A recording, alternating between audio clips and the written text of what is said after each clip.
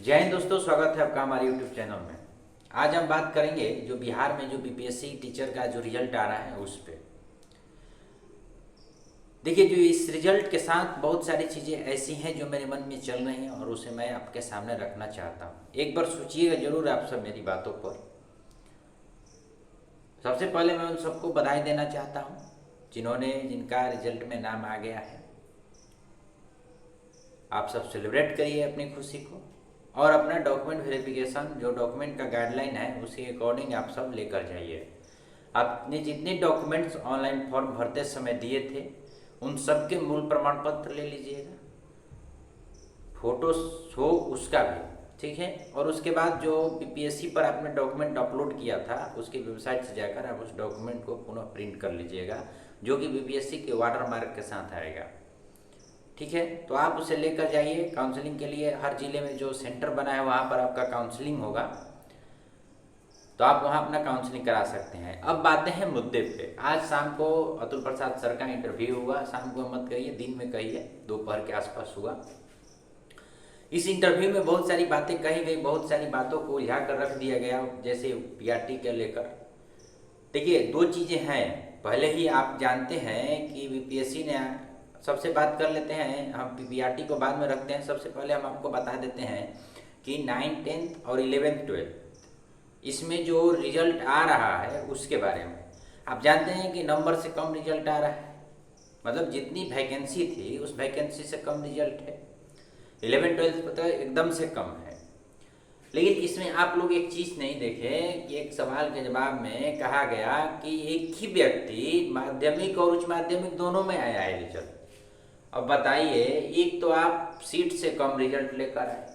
पहले कहें कि जो पासिंग मार्क्स था उसको हम शिथिल रखेंगे, अब कह रहे हैं कि मतलब लगभग 75% सीट को भरेंगे। कहाँ भर रहे हैं 75% सीट? 11th 12th में तो भर ही नहीं रहा है। खैर, हम उस पर नहीं जाएंगे, वो अपना मत है। लेकिन जो टेक्निकल बातें हैं वो तो बातें रहेंगी जो पब्लिक डोमेन में हैं। दूसरी बात हम आपको बताना चाहते हैं कि एक ही व्यक्ति अगर दोनों जगह उसका रिजल्ट आ गया, एक तो पहले से ही कम रिजल्ट है। अगर मान लीजिए सपोज दैट कि 500 वैकेंसी, दोनों जगह 500 रिजल्ट है, मान लीजिए कुछ क्षण के लिए, और उसमें से 200 ऐसे व्यक्ति हैं जो दोनों में आए, तो मान लीजिए कि इस 500 में से 200 इसमें ज्वाइन कर लें तो उसमें तो और कम हो जाएंगे। है कि नहीं बात? टेक्निकली ऐसा तो है नहीं कि 2-4 हज़ार अधिक लड़के हैं कि मान लीजिए कि इसमें जिनका आया है अगर वो उधर ज्वाइन कर लेते हैं तो इधर का सीट खाली हो जाएगा, तो उतना आकर अपना मैनेज कर जाएगा। यानी कि क्या वैकेंसी होगी, कितने पर होगी, ये अभी भी नहीं कहा जा सकता है, कितनी सीट खाली रह जाएगी। पहली बात तो ये रही जो मैं आपके सामने रख रहा हूँ। और भी बातें बताएंगे, उससे पहले मैं बता दूं कि मेरा नाम है राजेश रंजन और आप देख रहे हैं राजेश सर BXR चैनल। और इस चैनल पर आपको एजुकेशन संबंधित जानकारियाँ दी जाती हैं, गवर्नमेंट जॉब संबंधित रिलेटेड जानकारी दी जाती है। तो अगर आप नए जुड़े हैं तो चैनल को सब्सक्राइब बटन को दबा दीजिए और इस वीडियो को कंटिन्यू करिए। दूसरी बात यह है कि पीआरटी को रिजल्ट के लेकर बात हुई, तो कहें कि पीआरटी का रिजल्ट भी आने वाला है और लगभग 72 साढ़े 72 हज़ार लोगों का रिजल्ट था। वैकेंसी कितना था जी? तो 79,000 कुछ वैकेंसी था, लगभग मानकर चलिए 80,000। 72 साढ़े 72 हज़ार लड़कों का रिजल्ट आ जाएगा। अब साढ़े 72 हज़ार का रिजल्ट आएगा तो जो माध्यमिक उच्च माध्यमिक में भरा है उसका भी पीआरटी में 2-4-10 हज़ार तो होगा ही। अगर मान लीजिए कि कोई 11th 12th वाला 11th 12th में ज्वाइन कर लिया, 9th 10th वाला 9th 10th में ज्वाइन कर लिया, इधर से 10-20 हज़ार रिजल्ट घसक जाएगा। दूसरी बात, क्योंकि भरा है, अगर जो स्टेट सीटेट पास है वो तीनों भरा है फॉर्म, ये एक सच्चाई है। एक ही व्यक्ति तीनों एग्जाम दिया है। आंकड़ा कैसे लिया गया है अब तो ये बीपीएससी जानता है। रिजल्ट के वाहपोह में इस चीज़ों को छोड़ दिया जा रहा है। दूसरी बात कि बीएड और डीएलएड के मुद्दे पर आते हैं, क्योंकि सबसे बड़ी बात और सबसे ज़्यादा लोग इसी का इंतजार कर रहे हैं, क्योंकि लगभग जितने सारे वैकेंसीज नहीं है उतने से ज़्यादा बीएड वाले कैंडिडेट 1 से 5 में, लगभग 3.5 लाख से ऊपर वैकेंट कैंडिडेट्स हैं, है ना। ये बीपीएससी का डाटा है, मेरा नहीं। लगभग बीएड और डीएलएड की समान है, 2-4-5 हज़ार का एवरेज का अंतर है। खैर, अब इन्होंने कहा कि हमने 72,000 72,500 पीआरटी के कैंडिडेट का रिजल्ट बना दिया है, तो फिर 5% रिलैक्सेशन का कोई मतलब ही नहीं बनता है। ठीक है, आप मत दीजिए 5% रिलैक्सेशन, इसका मतलब कि आप कहना चाहते हैं कि हमने 50 से 55,000 लोगों की ज्वाइनिंग का प्रक्रिया किया है और बाकी सीट को खाली रखेंगे, मतलब तो यही है। खैर देखिए, दो चीज़ें निकल कर आती हैं। पहली बात कि जो लोग जितने भी कैंडिडेट्स फॉर्म भरे थे या फिर जो भी पास आउट हुए हैं, उनमें से 10-20% तो ऐसे ही होंगे जो प्राइमरी में भी जिनका रिजल्ट होगा, वो प्राइमरी में ज्वाइनिंग नहीं करेंगे, ज्वाइनिंग तो करेंगे 11th 12th या 9th 10th में। लेकिन उससे भी बड़ी बात यह है कि अब कहा, एक किसी पत्रकार महोदय के एक सवाल पे भी अतुल प्रसाद सर ने कहा कि बीएड को लेकर सवाल था, तो कहा कि दर्द जहाँ से मिला है दवा भी वहीं से होगी, अगर दवा नहीं होगा तो दर्द का इलाज भी नहीं होगा। ये देखिए, ये दो चीज़ें हुई। एक चीज़ें हुई कि हम कुछ करना भी नहीं चाहते, और दूसरा चाहते हैं कि मतलब जो होगा देखा जाएगा, खैर क्या उसमें करना है, बस यही वाली मूड है। एक नहीं होता है कि जिस काम को हमें करने की इच्छा। देखिए, जो बीएड को जब शामिल नहीं करना है तो आपने दर्द तो सभी ने दिया, चाहे सरकार हो, चाहे कोर्ट हो, चाहे जिसने भी हो। एनसीईआरटी 2019 में एनसीटीई का जो गाइडलाइन आया था, उसके बाद जिन्होंने भी बीएड किया इस सोचकर कि चलिए हम प्राइमरी में भी जॉब करेंगे, इसका मतलब कि उनके साथ नाइंसाफी सरकार ने किया या एनसीटीई ने किया।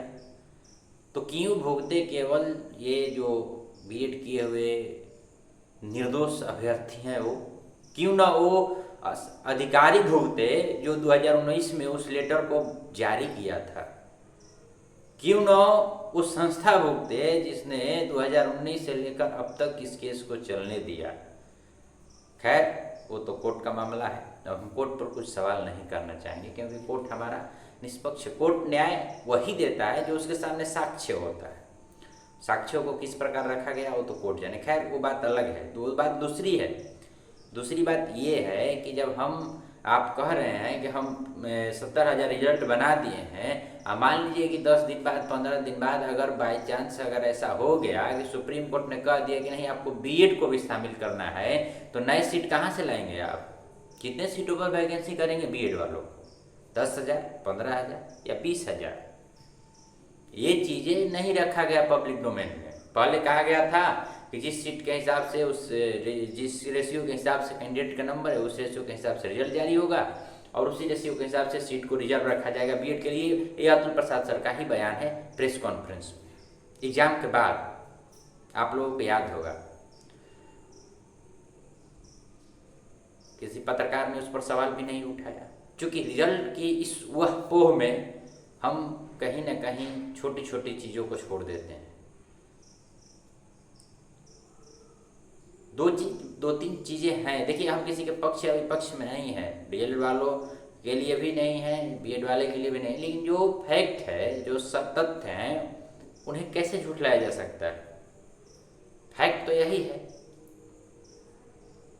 आप मान लीजिए कि सुप्रीम कोर्ट ने कह दिया कि हाँ आप इसमें भर्ती ले लीजिए, या फिर उन लोगों के पक्ष में आ गया कि नहीं, आपका गवर्नमेंट को ये हो गया कि नहीं, आप ये जो बीपीएससी का एग्ज़ाम चल रहा है इसमें ये अप्लीकेबल हैं, तो फिर कैसे होगा? आप ही बताइए, कितने सीटों पर वैकेंसी होगी, कैसे रिजल्ट बनेगा, कितना कट ऑफ जाएगा हाई?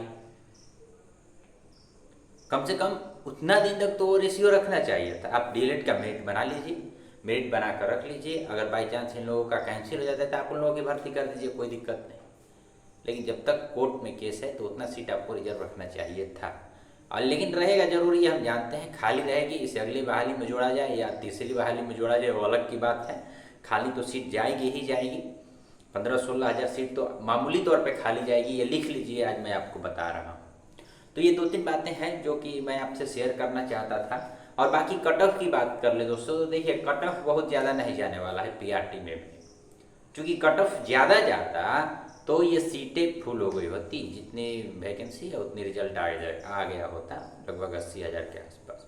इसका मतलब ये कट ऑफ ठीक ठाक है आपका, मतलब अगर आप 48, 40, 48, 50 नंबर, 55 नंबर लाए हैं तो आप अपनी तैयारी को मजबूत कर लीजिए, अपने डॉक्यूमेंट्स को जुटा लीजिए और लग जाइए अपने वेरिफिकेशन के तैयारी में। अगर आप डीएलएड है तो बीएड वालों के लिए थोड़ा सा और इंतज़ार करना पड़ेगा।